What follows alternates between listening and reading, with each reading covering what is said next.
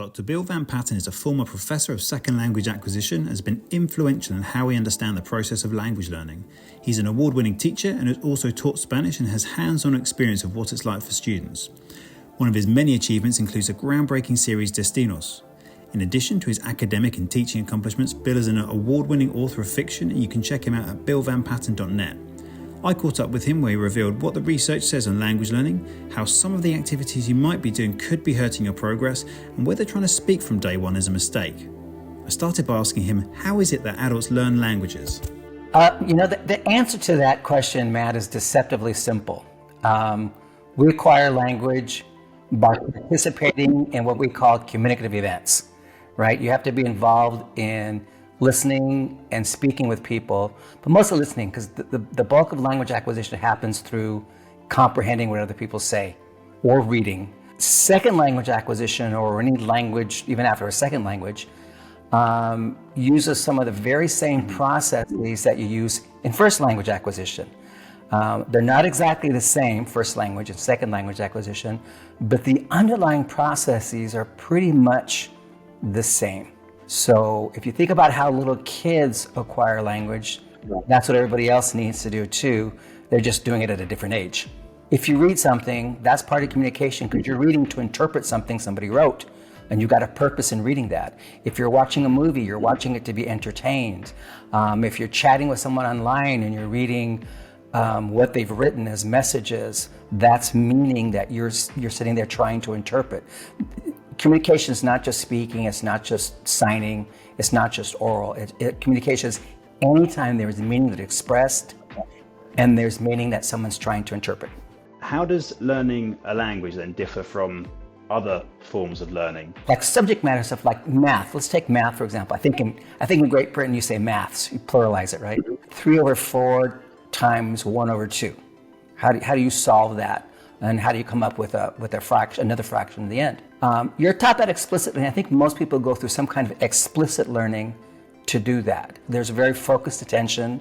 You learn how to do something is explained to you, you try it, and then something clicks in your head, you go, okay, I think I got it. And then you work through some more problems, and okay, I got how this kind of thing works, right? But then there are things like riding a bicycle, where there might be some explicit learning going on, where somebody's teaching how to do something, but the vast bulk of what you're able to do in bicycle riding or playing poker comes from intuition and stuff you learn what we call implicitly, without really knowing what you're doing. Language acquisition, whether it's first or second or third or fourth language learning or acquisition, is almost always exclusively implicit. Very few explicit processes or explicit learning is involved to get language in your head.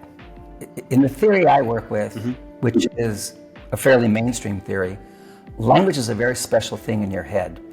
And it doesn't look at all like textbook rules or the things we learn in grade school about language.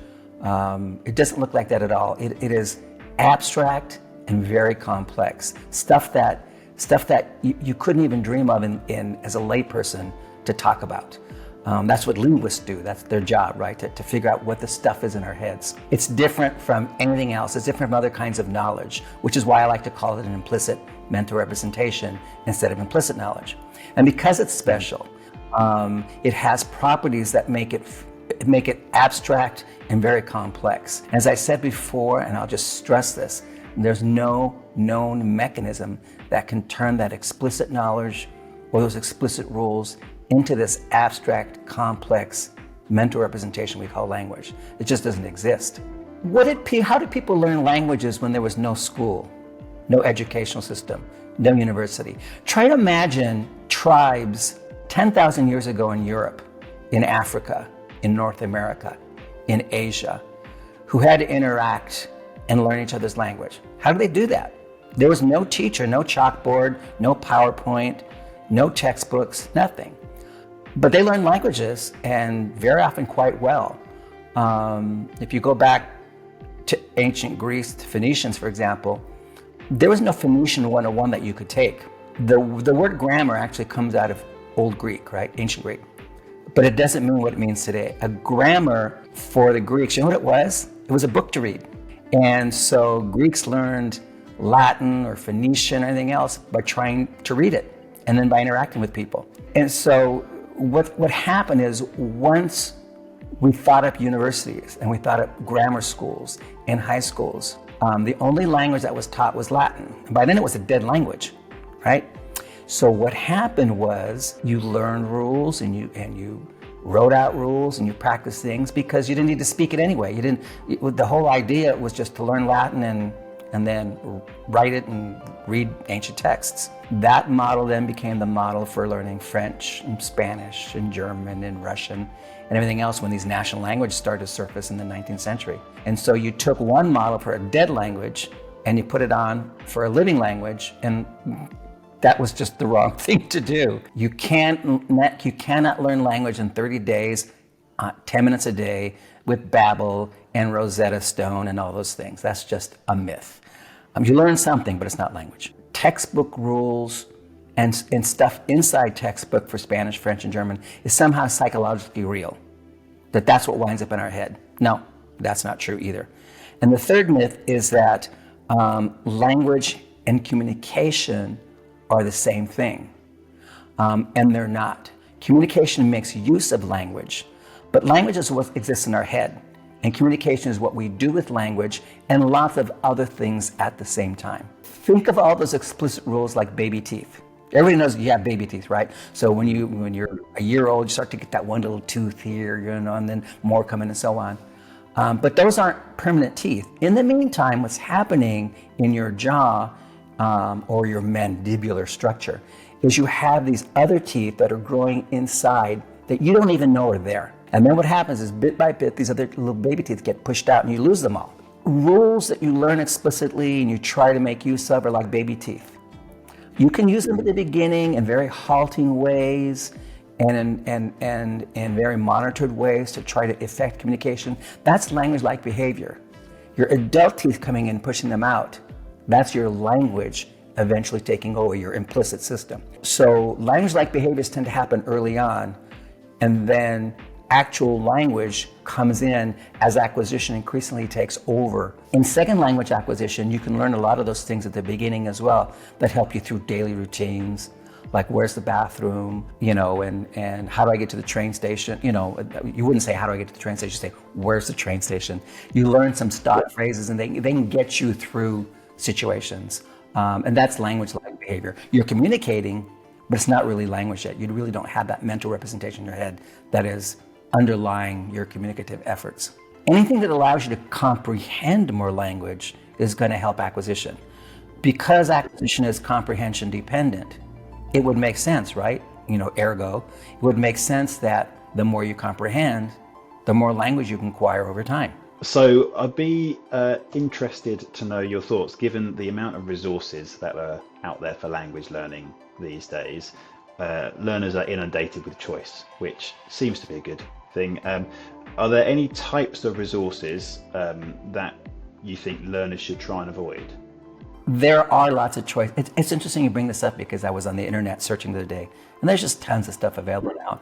And there's a lot of things called by different names that are all trying to do the same thing. Try to help people acquire language, not learn language explicitly, but acquire. And those are the ones you want to gravitate toward, the ones where there's an emphasis on comprehension, the ones where there's an emphasis on listening and reading. There's the ones that understand that you're a beginning learner and what you can comprehend and what you can't, and help build that up over time. Those are the things you want to look for. You want to avoid the things that say, I can get you speaking in 10 minutes. No, you can't. You can get me to memorize phrases, I can repeat those, but you can't get me speaking in 10 minutes. There is one thing I would caution your viewers to think about, that there are some programs or platforms out there that say things like, I'm not going to name the names, learn through our method, no boring rules, no vocabulary list to memorize. And you think, okay, that sounds like what Matt is saying and Bill VanPatten is saying and so on. And then you get into it and you realize that it's just old wine in new bottles. They've taken the old ideas about grammar, vocabulary, and packaged them in a way that makes it look like you're not doing that, but ultimately that's what they're doing. And this is a bit of a wild card, so you might not be able to answer this one then. But what about me or other people are sort of native English speakers or speakers of European languages learning something like Chinese, which is tonal. Do you know any research or any thoughts on acquiring those tones in this implicit way, or do you think there is any explicit learning that would help that? Don't forget that languages like to balance themselves out. I like to tell people this. So you're an English speaker, and people go, oh, learning Spanish is easy, learning Chinese is hard. Well, actually, no, it doesn't work that way. Learning Spanish and Chinese are equally difficult for an English speaker. There's nothing different about Spanish or Chinese, because the minute you tell me, oh, but Chinese has tones, and don't I need to learn those explicitly? I'll go, well, Chinese also has no verb forms. The verb for eat you use, the verb for eat you use for every single person, every single tense, past, present, future. The verb never changes. But in Spanish, you've got to learn a new verb form for every person, the present tense. You got to learn a past tense. You got to learn imperfect. You got to learn pluperfect. You got to learn future tense. I mean, all of a sudden, you're overwhelmed with all of these verb endings and tenses in Spanish. You don't have that in Chinese. Languages balance out or they wouldn't be acquirable, right? When should someone start speaking? The answer is twofold. One, when they have something to say that's appropriate for the context in which they're working. Mm-hmm. And two, they have the ability to say it. Speaking develops, as part of communication, develops slowly over time, and there's three broad stages. The first is you're completely dependent on the other person that you're interacting with. That person's going to carry on most of the conversation, and you're going to speak in 1-2 word short sentences, maybe some fixed phrases you've picked up. Then you enter a stage where you can interact more. You can actually say sentences and so on, but you're not good at really contributing to the conversation. You're still in what we call a reactive mode. And then the third, and these are very broad stages, and the third stage is you are a full interactive partner. Your language isn't perfect, but you can carry on the conversation, you can change the topic, you can add details to things. Again, your language doesn't have to be perfect to do that, but you can do that now, right? And so we got to just let people do what they do naturally when it comes to using language to communicate. Is there any evidence from the research that trying to speak too early can hinder your language learning progress or affect you longer term, or is it fine to speak whenever you want to, whenever you feel you're ready? If you try to speak, well, let me put it this way: it doesn't do anything to you personally to do that. If you want to try that, what it's going to do is make you lose conversation partners, because people don't want to talk to you. People don't want to talk to you if you're like, yesterday I went. Just give me the damn sentence. What do you want to say here? I'm not going to talk to you anymore. And so, think about little kids. What's great about little kids learning a first language, how parents, caretakers, older siblings, and so on, how patient and how gracious we are with kids and the stages they go through in terms of using language to communicate. They're merrily along speaking in 1 word and 2 words, and we let them do that. And I mean, then eventually, it's about the age of 2.5, 3 that they start to really put sentences together and become little chatterboxes. But they're still far from native-like. They're still far from adult-like. And we impose, I think, on adults and teenagers or non-first language learners too much. We're thinking, and partly we do it to ourselves, because you're an adult, you're a teenager, you have something to say, you know about the world, you know about politics, you know about food, you know recipes, you know, you're not a little kid, you're not a 1-year-old or 2-year-old, right? You expect more out of adults and teenagers because their brains have matured with content, not their brains have matured because they're qualitatively different than little kids' brains, although they may be. They just have more content in them. And so we often think, well, let's get that content out of there. They've got something to say, so let's make them say it. People need to stop and think about first language acquisition and also how long it takes. You know, we often, like this Rosetta Stone business or Babbel, you know, we'll get you speaking in 30 days. Nonsense, right? But as adults and teenagers, we all think about time, and we think about it in terms of years, right? How long is it going to take me to learn a language? Can I learn Spanish in 1 term of university or 1 year of secondary? We think about it that way because that's the way we're used to organizing the world. But think about a child learning a first language. It takes the child to about the age of 5 or 6 to have a system that's largely adult-like. but not quite. There are parts of the grammar and parts of what we call the discourse, how sentences fit together and conversations work. And there are parts of pragmatics, which is interpreting what people really mean. Like if I say, Matt, it's 2:00, you might interpret that as, why are you telling me the time? When what I'm really doing is telling you to hurry up, right? The intent of my speech act is different, right? And so kids have to learn, they keep learning those kinds of things, right? But by the time at 5 or 6, they've got large part of the grammar, large part of the sound system. Again, not perfect. And it's not until about the age of 10 or 11 that kids actually have something that looks like a bona fide adult system. And here we are asking ourselves, can I learn Spanish in a year or two? Another thing about acquisition that we have to remind people of is that you think you're learning words, you think you're learning sounds, you think you're learning rules. That's not what you're doing. In acquisition, when you're exposed to language and you're going through the process of comprehension, the language that you're exposed to is a big ocean of data. And your processors, the things that are responsible for getting language, pick and choose from the data. And you slowly build language up over time. Language, I like to use the word grows or evolves in your head. It's not like you're listening and you pick up a rule from what you hear and that goes in your head. No, you get bits and pieces of data that are reassembled in your head in some way. In terms of, it's often said online around the intermediate plateau that, when you get to a certain stage, then you tend to plateau and things. What does the research and your experience say around that idea of this intermediate plateau? That's a result of the way we test. Make it look like people linger in the intermediate stage for a long time, that they've hit a plateau. And what people don't understand is you're not lingering in that stage. You're building up everything while you're in that stage to move to the next stage. And you're very gradually moving to the next stage. It's not a plateau. So a plateau would be flat like this, right? But what's happening in the intermediate stage is that, okay, so you might have a really quick thing, and then you don't go like this. What you do is a quick thing like this, but then the curve, the line is not as steep, but you're advancing towards something else. But it looks like a plateau because of the way we measure it. What is it that differentiates a successful language learner from those that tend to struggle? It has to do with some attitude that the learner has, where the learner wants to be, and what the learner wants to be like, and sound like, and know, and do with the language.